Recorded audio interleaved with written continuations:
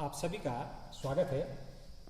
आज हम त्रिकोणमितीय अनुपात के अंतर्गत त्रिकोणमितीय फलनों के आलेख के संबंध में आपको जानकारी देंगे। ये आपके लिए एकदम नई चीज़ है, आलेख आपने छोटी कक्षा में नहीं सीखे हैं। तो ये कैसे हम इन आलेखों को प्राप्त करते हैं, इसको समझाने से पहले हमने पिछली वीडियो में ये कहा था कि त्रिकोणमितीय जो अनुपात है हमारे, उनको हम फलन कहते हैं। और हम और गहनता से बात करें तो वास्तव में त्रिकोणमितीय फलन हमारे आवर्ती फलन होते हैं। त्रिकोणमितीय फलन हमारे आवर्ती फलन होते हैं। आवर्ती का अर्थ ये होता है यदि कोई फलन f इस प्रकार से हो कि f t प्लस x बराबर fx हो, जहां t कोई धनात्मक वास्तविक संख्या है। अगर ऐसी स्थिति कहीं पर बनती है तो ऐसे प्रकार के फलन को हम आवर्ती फलन कहते हैं। तो जैसा कि अभी आप इनके ग्राफ्स में देखेंगे कि कुछ इस t को हम अगर ये क्या है, अगर ये संख्या t न्यूनतम है, न्यूनतम वास्तविक संख्या जब होगी, न्यूनतम वास्तविक संख्या जब इस t का मान होगा तो इसको हम इस फलन का आवर्तकाल कहते हैं। फलन का आवर्तकाल कहते हैं, टाइम पीरियड इसको कहा जाता है। तो इसका मतलब ये है कि कोई भी फलन, त्रिकोणमिति जो हमारा फलन है, कुछ अंतराल के बाद, कुछ समय के पश्चात वह अपने जो उसका दिशा है, मार्ग है, उसको लगातार पुनः जो है दोहराता है। जैसे ग्राफ मैंने यहाँ पर खींच रखा है, आप साइन का ग्राफ देखेंगे। साइन का कर्व ये देखिए, जीरो से हम ये साइन जीरो का मान यहाँ में लिखा है, साइन जीरो का मान 0 होता है। साइन 30 का मान 1/2 है। उसके बाद साइन 45 1/√2। आप देख रहे हैं कि 0 से 1 तक ये मान इंक्रीज कर रहा है, जैसा कि यहाँ भी टेबल में लिखा है 0 से 1 तक बढ़ता है। तो आप यहाँ पर देख रहे हैं ग्राफ, इधर को मैंने x एक्सिस दिया है, ये कोण के मान है साइन के, और ऊपर को संख्या, वास्तविक संख्या है एक। और हम जानते हैं कि इनका जो आपको बताया था, साइन x का जो परिसर होता है वो 1 और ऋण 1 और 1 बंद अंतराल होता है। तो आप देख रहे हैं यहाँ पर साइन का मान 0 से प्रथम वर्ग अंतराल में 1 तक जब ये जा रहा है तो इसका मान 0 से 1 तक धीरे धीरे बढ़ जा रहा है, 1 तक यहाँ तक बढ़ रहा है। इसके बाद जब सेकंड क्वाड्रेंट में देखिए π/2 यहाँ पर लिखा है, π/2 के बाद जब आगे बढ़ रहे हैं पाई तक, तो ये मान फिर पुनः जो है घटने लग गया है। इस तरह से घट रहा है। आप देखिए 1 के बाद घटते घटते पुनः 0 आ गया, तो हम यहाँ पर पहुँच गए। उसके बाद पुनः हम अगर जब थर्ड क्वाड्रेंट में जाते हैं तो अभी ऋणात्मक दिशा में जो है घट रहा है। यहाँ को देखिए आप, 0 से -1 की तरफ आ रहा है। और लास्ट में जो चतुर्थ हमारा है 3π/2 से 2π के बीच में, यह मान यहाँ से -1 से 0 की ओर बढ़ रहा है। तो लगातार यहाँ भी लिखा गया आपके साइन के लिए, देखिए 0 से 1 तक बढ़ता है, 1 0 तक बढ़ता है। ये घटना पहले वाले में घटेगा, पहले में, दूसरे में, पहले में बढ़ेगा, दूसरे में घटेगा, फिर घटेगा और तीसरे में बढ़ रहा है। तो ये बात यहाँ पर लिखी है। तो कहने का मतलब हमारा ये है कि अगर हम इस ग्राफ को ध्यान से आप देखें तो ये जो पोर्शन इसका है ग्राफ का, यहाँ पर इसका एक जो है आवर्तकाल पूरा हो जाता है, यानी 2π।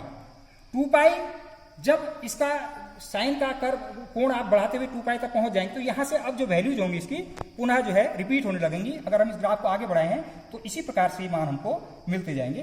तो ये इसका मतलब हुआ। तो इस प्रकार से होता क्या है, साइन, कॉस, सेक और कॉसेक का जो आवर्तकाल होता है वो 2π होता है, जबकि टेन और कॉट इनका आवर्तकाल पाई होता है, क्योंकि पाई कोण के बाद ही जो है इनके मान जो है पुनः रिपीट होने लगते हैं। तो ये बहुत ही इंपॉर्टेंट वक्र है आपका, इसको हम ज्या वक्र भी कहते हैं, साइन कर्व। इसको आप फिजिक्स में भी इसका बहुत उपयोग होता है, वहाँ पर तरंगों वाला जो पार्ट है। तो ये आपका हो गया कि किस प्रकार से हम इन मानों को लेते हैं और क्या क्या आवर्ती फलन का अर्थ है, ये इसका मतलब हो गया। अब जरा सा ग्राफों के बारे में देख लेते हैं।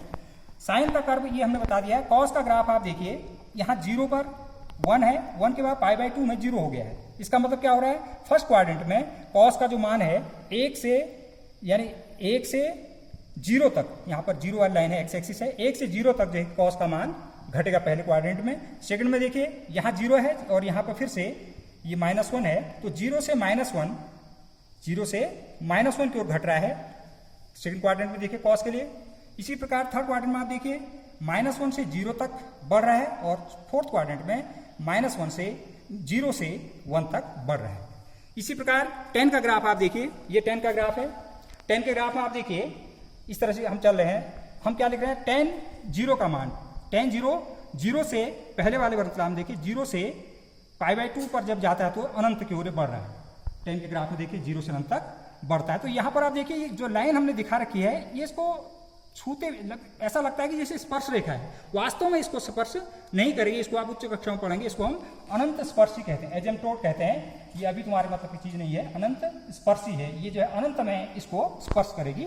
तो 0 से π/2 के बीच फर्स्ट क्वाड्रेंट में बढ़ेगा मान, और 10 के जो मान होते हैं इसको याद आप करना चाहें तो प्रत्येक क्वाड्रेंट में इसके मान बढ़ते ही जाते हैं। जैसे सेकंड में देखिए 10 के लिए, सेकंड क्वाड्रेंट में -∞ से 0 बढ़ रहा है, थर्ड क्वाड्रेंट में 0 से ∞ बढ़ रहा है, फोर्थ क्वाड्रेंट में -∞ से 0 फिर बढ़ रहा है। तो 10 के जो वैल्यूज होते हैं 4 के 4 क्वाड्रेंट में वो लगातार बढ़ते जाते हैं।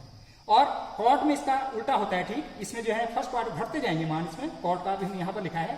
पहले वाले क्वाड्रेंट में यहाँ से यहाँ तक घटेगा, फिर 0 से -∞ घट रहा है, फिर ∞ से 0 घटेगा, उसके बाद 0 से -∞ घटता है। उसके बाद सेक और कॉसेक की हम बात करें, सेक कर्व के लिए आप देखिए y बराबर सेक x का ये कर्व हमने खींच रखा है यहाँ पर।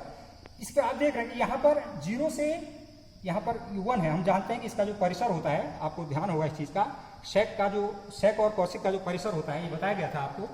ये क्या होता है, r -1 1। इन वैल्यू को हम एक्सक्लूड करते हैं। तो यहाँ देखिए आप 1 से चल रहा है ग्राफ, 1 से ∞ तक बढ़ रहा है सेक के लिए। फिर यहाँ आइए -∞ से -1 तक बढ़ रहा है, फिर -1 से -∞ तक घट रहा है। उसके बाद हम फोर्थ क्वाड्रेंट में फिर जो है घटने की स्थिति है, ये आप देख लीजिए। इसी प्रकार ठीक इसका अपोजिट कहिए आप, ये स्थिति होती है कॉसेक में। तो ये आपके ग्राफ हैं जिनको आप इनके मानों को ज्ञात करके आसानी से इसी प्रकार से निकाल सकते हैं। ये आपके लिए बहुत आगे भी फायदेमंद होगा, इनका आप अभ्यास करेंगे, क्योंकि नई चीज़ है, थोड़ा जटिल भी है। तो इन ग्राफों का आप घर में अभ्यास करेंगे और इसके बाद हम आगे बढ़ेंगे